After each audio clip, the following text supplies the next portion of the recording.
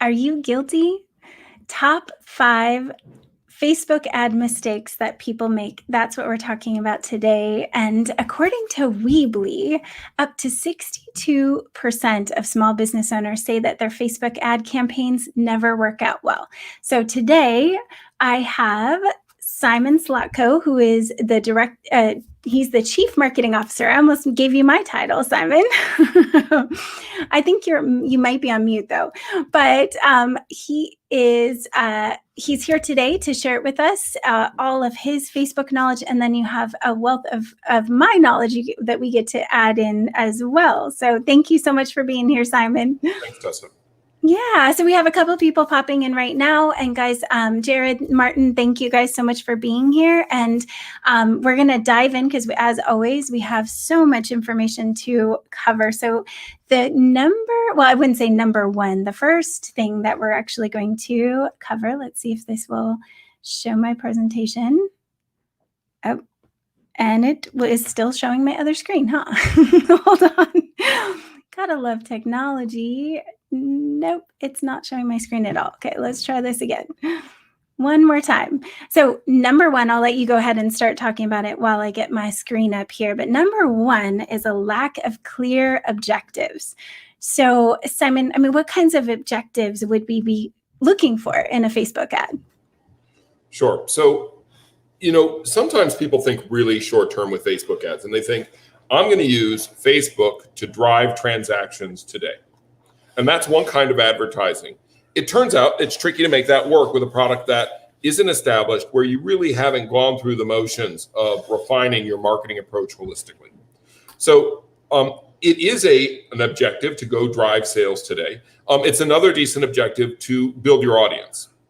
And then another objective is to build your brand. So these are all things that companies can do legitimately with Facebook ads. The challenge in all of them is it can be expensive to get the results you want. And the cost associated with running those ads, if they aren't a part of campaigns that are more social or more viral, in general will be quite high. And your transaction costs, your visibility costs, your cost per view, your cost per transaction can be quite high. And so it's important to have an integrated approach where you integrate the ad generally with some sort of social or viral campaign so that it brings down your cost per engagement. Perfect. That's a huge one, actually.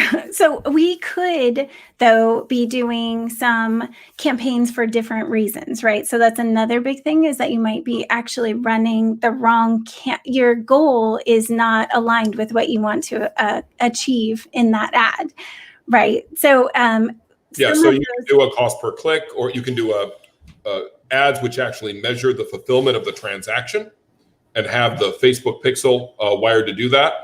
And sometimes you're doing just clicks, or sometimes you're just trying to get views. And depending on how you do that, Facebook's ability to use its algorithms to optimize for that action can get messed up. So if you're trying to drive transactions, but you're optimizing on views, those two goals may not be well aligned and can lead to a significant decrease in efficiency. That's what you're talking about. Yes, exactly. Yep, you covered it. Great. But make sure that you're looking at your ad goals and write them down, because a lot of people just think in their head that they're communicating it to their ads team. If you are using an ads team, if you're running it yourself, you got to write down your goals so that you can track them, and then track the KPIs so you can see how you're doing with your objectives and your goals. Perfect. And I want to share my screen, but it is absolutely flipping out on me. So we have some beautiful slides, but technology, again, is giving me a run for my money here. So I am going to skip that. But we will definitely put this in the final video. But number two, if we can go on to that, is poor audience targeting. So if we are targeting our audience, well, first of all, when you create your ad, I think one of the best pieces of advice that I ever got from one of our ad specialists is that Facebook has AI built in. So you should be using Facebook to help learn, use that wealth of knowledge that's behind that engine, right? So you want to actually let Facebook learn from your campaigns. So a lot of people have one campaign, they have one audience type, and they have one ad set that's attached to all of those, right? You can actually put multiple audiences in one ad campaign, and then Facebook will naturally look at the data from all of those audiences and give you the best results. Isn't it interesting, Simon, when it does that?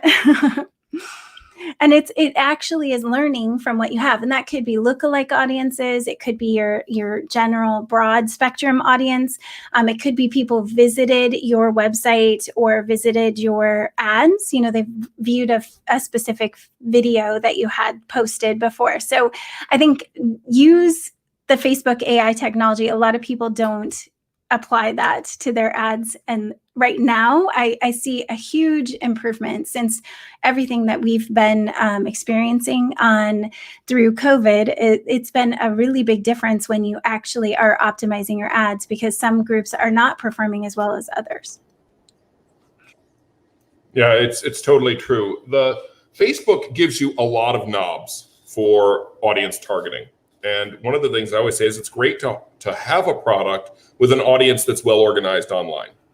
And so if you're selling something like a mattress, or something where there's really broad applicability, but there's very few people who will actually buy it, your product had better be expensive, because you're going to need to use those dollars to fund your marketing so you can reach that audience. Now, if you're trying to reach an audience which is very specific, let's say you've got something for golf, or you've got something for people who are into board games or role playing. Let's say you've got something that's targeted at people who have Android cell phones, right? But it could be generally applicable. These interests can be identified by Facebook, and people can self-identify with those interests. And that can really boost the efficiency and the ease of targeting audiences. So you have to always balance the product and its marketing objectives with your ability to use Facebook, whose real power is interest-based targeting. There are some other things one could hypothetically target that Facebook doesn't allow you to do. Facebook does not allow you to target people by income. Doesn't exist. They can do geographical income, but they can't do individual income. There are a lot of individual attributes that it can't do. It can do age, it can do gender, it can do interest, it can do a few others. But getting that combination right is important. But no, you don't have all of the knobs to turn and all the specific targeting attributes that you might want to have. There are a lot, though. So, the demographics, you can do demographics, you can do interests. A lot of people, when they put up an ad, they actually they do boosting. And I didn't get to include this one on here, so I'm throwing it in here now. A lot of people, it's easy to boost your post, and then that's just going to your audience, your current base, and then an extension of that audience. For the most part, it's not a full ad. So even though people select the interests, they don't go dive into those other areas that you could be targeting. So interests are huge. Make sure that you're applying interests in your ad, in your audience targeting. And then we also have engagement, which I already talked about. Are they engaging with you? Have they been active? And then behaviors. So are they going, this one's always interesting, like the Facebook pixel that you were talking about. Are they going, are there certain things, actions that they're taking? But the other kinds of behaviors that you can see in ads are, are they a buyer? But you can't target it with your ad, but know that in the back end that Facebook is taking these into consideration with your ad type. So with your ad type, it's saying, are they one that signs up for a lot of, they get the freebies, they sign up and give their email freely. Do they buy easily? Do they watch videos? So all these things are happening in the back end. So your ad targeting is also taking that into consideration. Yeah. It is funny how there's always this nefarious fear that even though Facebook may be making their life easier by better targeting people, does that just mean you pay more, right? Are they just taking advantage of that so they have a higher ad inventory and are able to more efficiently deliver ads? The answer is yes, of course. They are using their own technology to ensure that they're able to efficiently deliver your ads and deliver the best and show the best possible cost per engagement. Having said that, a lot of that does indeed benefit us. We don't want to sell to people who never buy with a buy it now button on Facebook. Exactly. Well, and we're going to talk about that next on the ad types. Actually, we're going to dive into that next. But before we go into that, one last thing on audiences. When you have you might have seen the little spectrum that's on the ads, and it will say if you have too wide or too narrow of an audience. A lot of people will be at the far ends of those spectrums. And so their ads are not as efficient as being kind of in the middle. So I do know that if you're going either extreme, you might want to kind of, fine tune it so that you're getting in that good area. So it's not just a pretty image. There is a reason why it's there. So the one thing I want to say is just hearing our conversation. I see on Facebook and other places, YouTube advertised all the time, hey, become a master of Facebook advertising. And I realized that we're condensing everything you would hear in most of those talks to 30 minutes. So we apologize if we're blasting out a fire hose, but we're going to keep doing it. Feel free to ask questions and let's keep going. Yep, keep going. Okay, so wrong Facebook ad type. So there's a number of ad types that you can use. Photos, you could have video. So one single video. You can do carousel ads, which are multiple images and can even start with, can have videos as well. There's slideshows and basically collections, which would be more of like you're displaying your products. So a lot of people, they tend to pick the wrong ad type. And Simon, maybe you can explain how part of the engaging portion of what Simon wants to bring into this show for sure is the right imagery, communicating the right things. So go for it. No, you said it right. So Facebook gives you some options for how you display your content. Video, it will make a little video for you out of images, a series or gallery of images that play as a carousel, a single image, or by placing multiple ads, you can mix up what image people see. Or you can even do an A/B test where you say, test these things evenly, but I'm going to vary the image or the text creative. Now, wow, lots of options, right? So the truth of the matter is you just got to go and start doing it and see what works, right? But in general, you'll find that video ads tend to do well if the video is really awesome. So if you make an awesome video about your product, or your agency does, if you're lucky enough to have one, then that can be a huge asset. Or if you've got a marquee image that works really well, you can also do that. Having said that, side topic, there are certain kinds of images you can't use. Mm-hmm. So, I marketed products that are like bandages and you can't show blood. You can't have any depiction of violence or kind of trauma. And so there are all sorts of, or you can't, right now you're not allowed to make money off of COVID-19 in Facebook advertising. So you can't make a mask or any kind of herbal treatment for COVID-19 and expect to place an ad for it. So that creative does have limitations. Also, the amount of text you can use on an ad is limited. And so Facebook has well-known rules where the reason you see lots of pretty images with a lot of text is because Facebook won't deliver your ad if it has too much text. It's called the 80% rule. And in general, it'll even whine at you if it has less, or sometimes it'll mistake something just because there's text in the image that just happens to be in the photo. You'll get penalized for that. So there are all sorts of monkey constraints around. Yeah, like background text, or if you have a bottle and there's ingredients on the bottle, that's all text. So you have to blur it. You can't use it. You got to create creative or do Photoshop to clean that stuff up. So one other thing I wanted to mention, I don't know if you guys have used it yet, but there's lead ads, and they're great for mobile and basically pre-populate people's information into a form.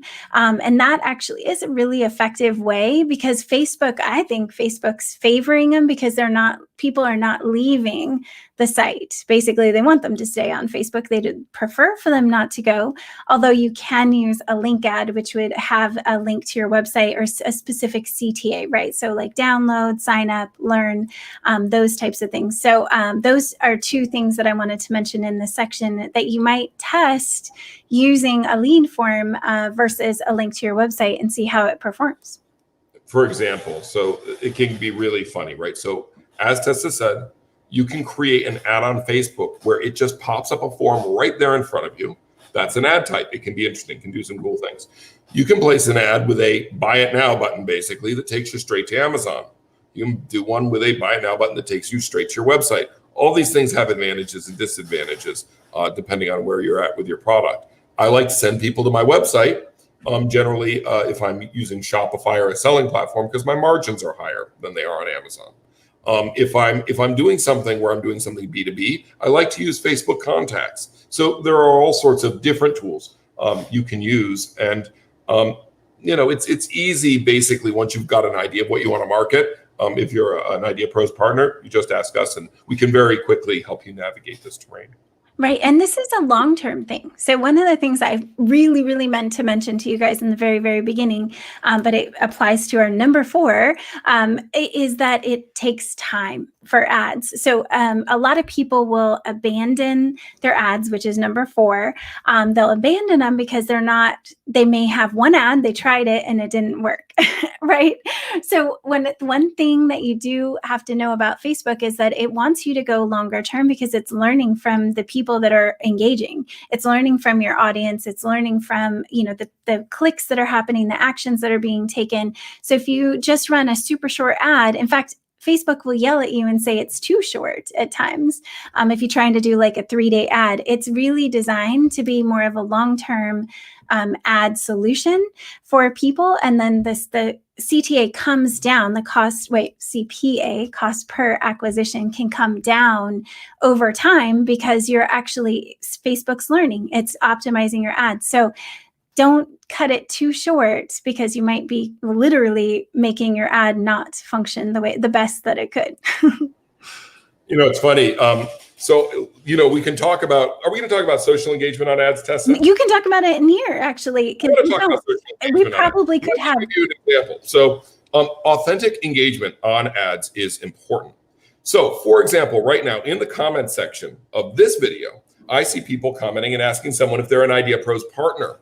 Right. So you could, as an employee of a company, pose as an imposter, as a normal consumer, and comment on your own ad. Don't ever do that. Oh, right. You don't do it. Sean is not an employee of IdeaPros. So, but you do want to engage your audience directly, and you really you don't want people to feel like you're being disingenuous. And often you do want to deal with and tackle some harder issues in the social engagement around ads. It's one of the interesting consequences of social ads is they are social, and people can comment on, share, or like, right. And you can take advantage of these things. Right, you can run an ad where it is also a contest, and you can encourage people to share. There are rules around all this, and you got to play it straight and narrow, but you can do all those things. The key thing is authenticity in your engagement online. And if you've got an issue, which is a stinker issue, probably tells you want to get on top of it. And if it's really playing out badly in ads, maybe it's not the right time to place a social ad. Could be, yeah, definitely. Or like you mentioned, really, is the ad speaking to the audience or not, right? So, and funny, ironically, I just wanted to say, Sean is not an employee of IdeaPros, but he is a super fan. He's one of our top Facebook fans.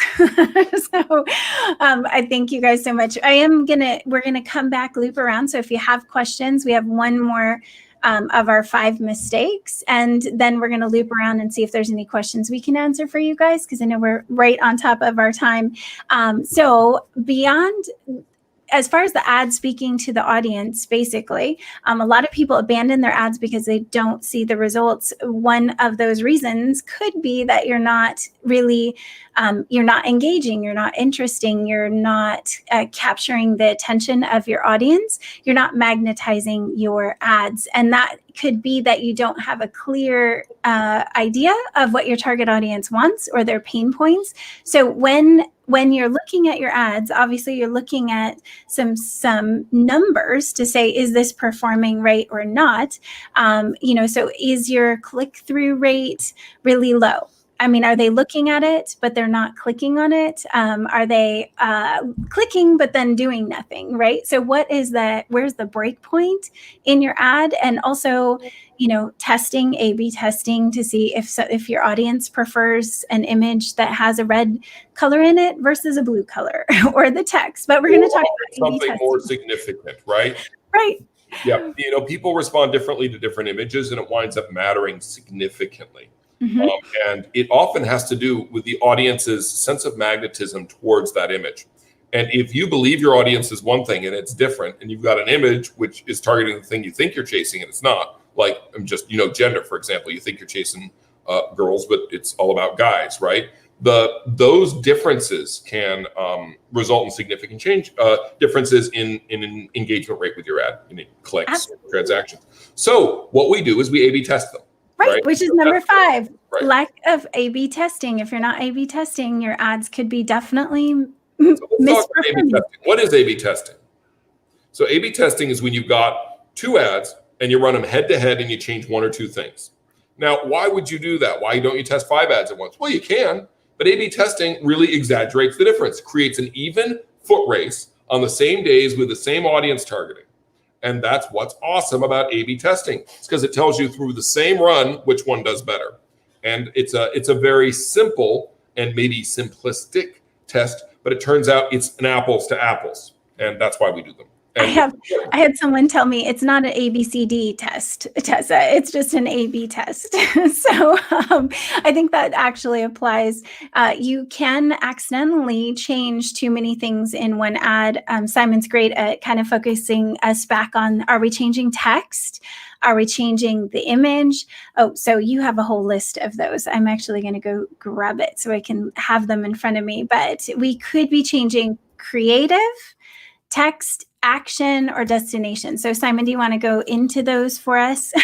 Yeah, sure. It's just real simple, right? You can have text on an ad. And by the way, that text can vary by platform, if it's on Instagram or if it's on Facebook. Of course, when we're placing Facebook ads, we're also placing ads on Facebook and the Facebook Display Network if we so choose. Wow. So the text and the way in which you modify the text by platform winds up mattering. Oh, then you've got the image itself, and then you got to provide that in a couple formats. That's important.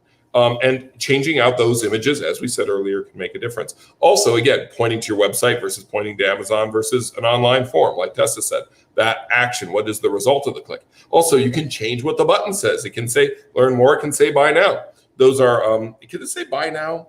Yeah, yes, it can. Yeah, it can say buy now, right? So it can say learn more or buy now. Well, which one works better? It turns out sometimes it makes a difference.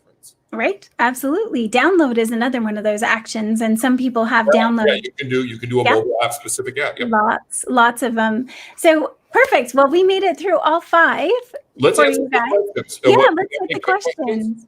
Yes, for sure. Can you see the questions? If you see one that you want me to pop up, Simon, I will. Felix, we'll see what happened with your application. We'll see if we can get back to you. Definitely. Great. Let's see. Actually, I don't see too.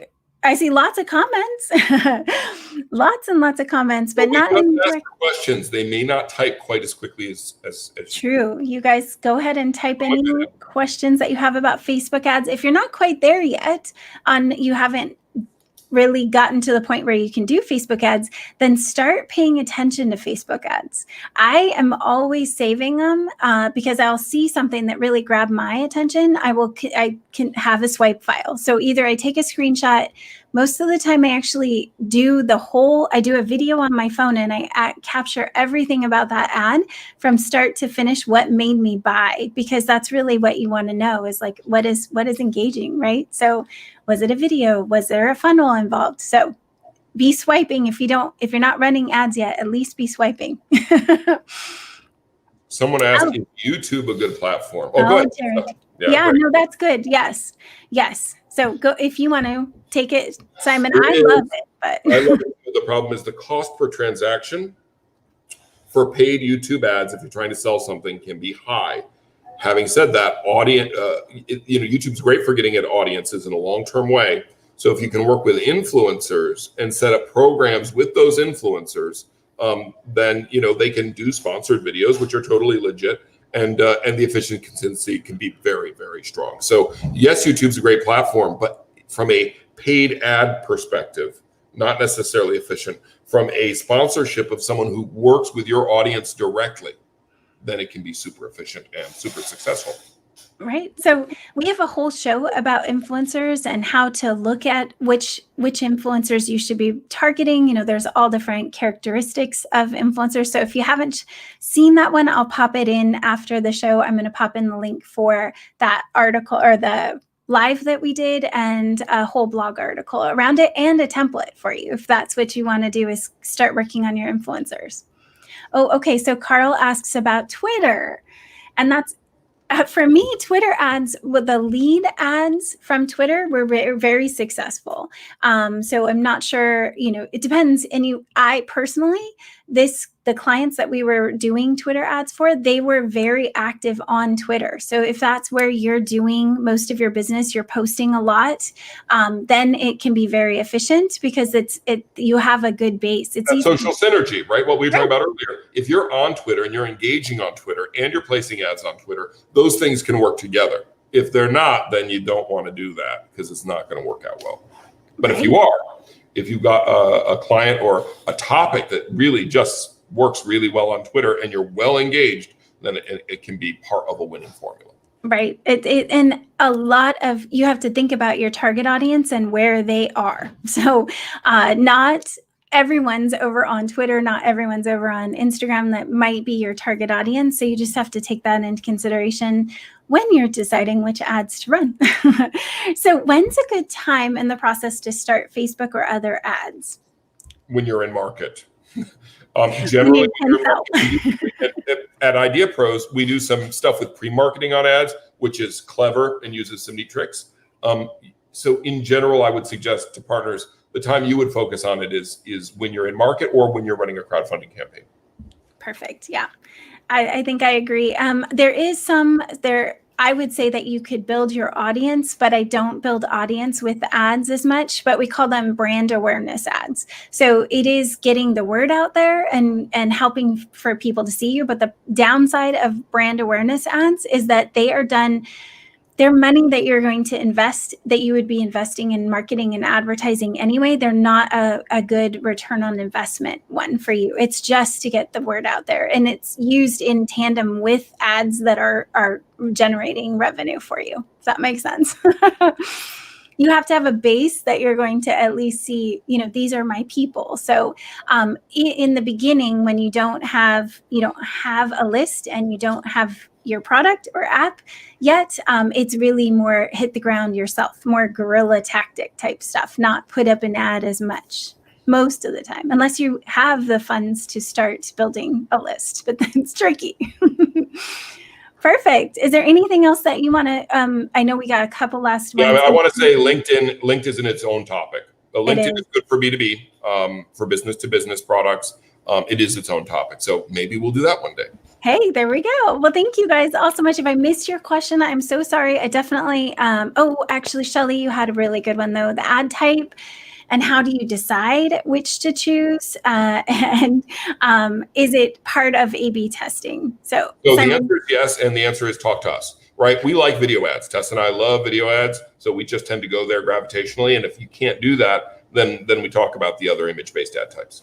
But the tricky part about a video ad too is that there's a lot of different types of ads. There's the 3-second ad, and this is something that's really not a lot of people know about this, but the 3-second ad is literally, if you're scrolling up, that means that someone scrolled past your ad. It's not really that much of an engagement, right? It's eyes on the ad only for the most part. And a through play means that they actually watched around 15 seconds. So when you see the numbers on Facebook ads, that's what you're dealing with. And you can choose which one you're going to go with. And sometimes again, you'd have to really understand your bigger picture strategy to know that video ads are going to be People have done clever strategies around those 15-second ads where they see if they can get you in the first few seconds, and then if someone scrolls off, then Facebook doesn't charge them, right? So people talk about these funny tactics you can use to try to game it, and there is some gaming, but these days it's a little tricky.